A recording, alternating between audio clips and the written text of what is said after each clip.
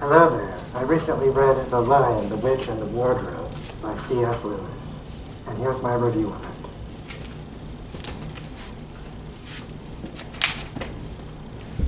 Four children named Peter, Susan, Edmund, and Lucy are sent to live with the professor and his housekeeper, Mrs. McCready. The first paragraph does far too much telling rather than showing. The second sentence is, this story is about something that happened to them while they were sent away from London during the war because of the air raids. This first paragraph also says that children, like the professor, almost at once. Both of these details could be communicated indirectly through dialogue. The first paragraph also mentions that there are 3 servants, but then says they do not come into the story much, so why mention them at all? The home is described as having rooms, including a suit of armor and a hearth, yet it's still hard to imagine the overall size of the home. Does it have 10 bedrooms? 20 bedrooms? As the children explore the house, they find a room empty except for a wardrobe. Lucy stays behind and steps into it. Her initial entry into Narnia is highly tactile, as Lucy touches a fur coat to her face and later feels the snow under her feet and the prickly tree branches. Lucy meets a fawn named Tumnus, who takes Lucy to his cave to enjoy tea, toast, and cake. Apparently, sardines are a draw. The text sneaks in a couple mentions of Silenus, companion of Dionysus. It's a smart choice, but did the children of 1950 even know who Silenus was? This chapter really makes Lucy a sympathetic character. She is respectful enough to call him Mr. Tumnus, compassionate as he begins crying, and forgiving once he confesses to merely turning her over to the White Witch. Not a lot of books can make you adore an 8-year-old girl narrator, but here Lewis succeeds. Tumnus misidentifying Lucy as being from the land of Smeru and the city of Wardrobe is an okay attempt at humor. Lucy exits the wardrobe and finds no time has passed. Lucy is unable to convince her siblings that Narnia is real. During a game of hide-and-seek, Edmund follows Lucy into the wardrobe and he arrives in Narnia, seeing the crisp snow, blue sky, and red morning sun. He also encounters a sledge driven by a pure white reindeer and a bearded dwarf. The White Witch wears white fur and a crown, has a pale stern face and red lips. Edmund receives some Turkish delight from the White Witch. Anybody who had once tasted it would want more of it, and would, even if they were allowed, go on to eating it until they killed themselves. I have some mixed feelings about this. If he was under an enchantment, it really absolves him of any later treachery. We all have committed crimes when we're hungry. It hardly seems appropriate that he should be sentenced to die on the stone table for any of this. After eating, Edmund is described as having a red face, as well as a sticky mouth and fingers. It shows how disgusting his self-indulgence looks. The White Witch really tempts Edmund by promising him a role as a prince, and calling him the cleverest and handsomest boy she's ever met. His crime is naively falling for the flattery of a witch. She tells him to bring his siblings to her castle. Edmund finds Lucy and they return back home. Lucy coaxes Edmund to confirm that Narnia is real to her 2 siblings, but he denies it. Peter and Susan speak to the professor, who reasons that Lucy is lying or mad or telling the truth. This is an echo of Lewis's trilemma for the divinity of Christ. In this trilemma, Christ is either a lunatic, liar, or a Lord. As the housekeeper shows visitors around the house, all 4 children rush to hide in the wardrobe. The 4 children arrive in Narnia. Susan suggests putting on some fur coats from the wardrobe, reasoning that they aren't actually taking them out of the wardrobe. The coats are too big and come down to their heels. They come to Mr. Tumnus' cave, which has been destroyed, and they see a notice nailed to the door explaining Tumnus has been arrested. Lucy says they must try to rescue him. They find a robin, moving a little at a time from tree to tree, takes them to where they need to be. The children encounter a talking beaver. They have to move quietly since some of the trees are on the witch's side. They enter into his dam, which is described in a warm way, with hams hanging from the roof, boots, shears, fishing rods, etc. His wife, Mrs. Beaver, is in the middle of sewing. They eat some very fresh trout. Mr. Beaver is the first to mention the name Aslan, and this produces different reactions in the children. Edmund feels mysterious horror, Peter feels emboldened, Susan feels delighted, and Lucy feels like the first day of summer vacation. This must be how people respond to Christ. After dinner, Mr. Beaver tells them more about Aslan, a lion who is the Lord of the Wood, who has not been seen in Mr. Beaver's lifetime, but recently returned. Few are brave enough to look him straight in the face, and the witch stands no chance against him. I like that Aslan is described as not safe, but good. Mr. Beaver also explains about the White Witch. She is not human, she is half Jinn, and she was descended from Lilith, who in some biblical accounts was the first wife of Adam. The other half is descended from giants. This one paragraph adds so much to the mysterious world building.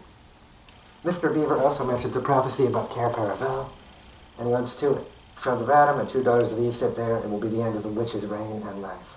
So here we have our climax. Peter and Susan realize Edmund is missing and go out to look for him. Mr. Beaver claims he could identify something treacherous in his eyes. Mr. Beaver suggests the White Witch wants to use Edmund as bait to lure them to her castle, and there to turn them into stone. Instead, they plan to go meet Aslan at the stone table. Edmund heads off to the White Witch, but in his heart he knows that she is bad and cruel. This suggests to me that he is doing bad things knowing they are bad. There is no road, and it's silent. The witch's palace has many cones, which are described as looking like dunces' caps or sorcerers' caps. The gates are open, and inside he finds statues, creatures which the witch has turned into stone, including one of a lion who Edmund assumes is Aslan. Edmund explains that his siblings are with the beavers, so the White Witch readies her sledge. The situation does not look good. Mr. Beaver says the White Witch will be on her sledge, and that they won't be able to get to the stone table before her, but suggests they may be able to pass through via unexpected routes. Mrs. Beaver suggests packing her sewing machine. There is another okay attempt at humor. The Beavers take the children into a hiding place. They hear bells, but it's not the witch, it's actually Father Christmas. He gives Peter a sword and shield, Susan a bow and arrow, and a horn that will summon help, and Lucy a dagger and a bottle containing a medicine made from the juice of a fireflower that grew in the mountains of the sun that will restore a hurt person. Father Christmas also praises Aslan as the true king. It's good that he knows his appropriate place in the divine hierarchy. The witch is cruel to Edmund, only giving dry bread and water. I assume this represents the diminishing promises of the devil. Edmund hopes that it's all just a bad dream, and perhaps that he will know. And perhaps that is how it will feel to people in hell. The White Witch orders her wolves to kill whatever is inside the beaver's house, but they find nothing there. Meanwhile, the witch and her dwarf and Edmund take the sledge to the stone table. They encounter some merry animals. The witch accuses them of waste. Truly evil hates to see other people's joy, and turns them all to stone. Spring arrives, but it's not so much that spring is growing as much as spring is being uncovered. Snow falls from the trees, revealing the green leaves underneath. Snow recedes from the ground, revealing the green grass and the flowers underneath. The witch's sledge gets stuck in mud, so they are forced to walk the rest of the way. I have to say, I did not predict this fortunate turn of events so quickly. The children pass through a green forest. In a few hours it has gone from January to May. They arrive at the stone table, which is held up by 4 stones, and has letters in an unknown language. I love the mysterious world building here. Next they see a pavilion. Aslan and his army are waiting there.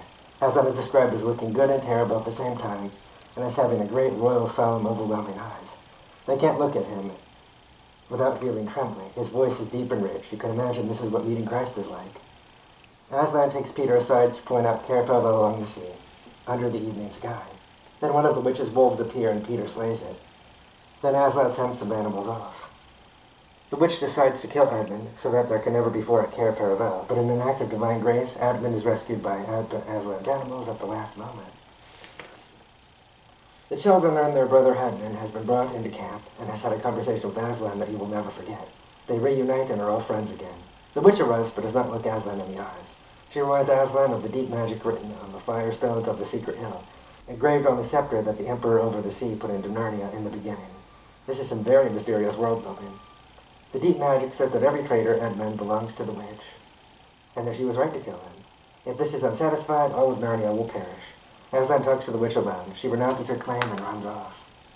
Susan and Lucy follow Aslan to the stone table, and he allows them to stroke and kiss his fur. There the witch ties him down, shaves his mane off, mocks him, muzzles him, and strikes him.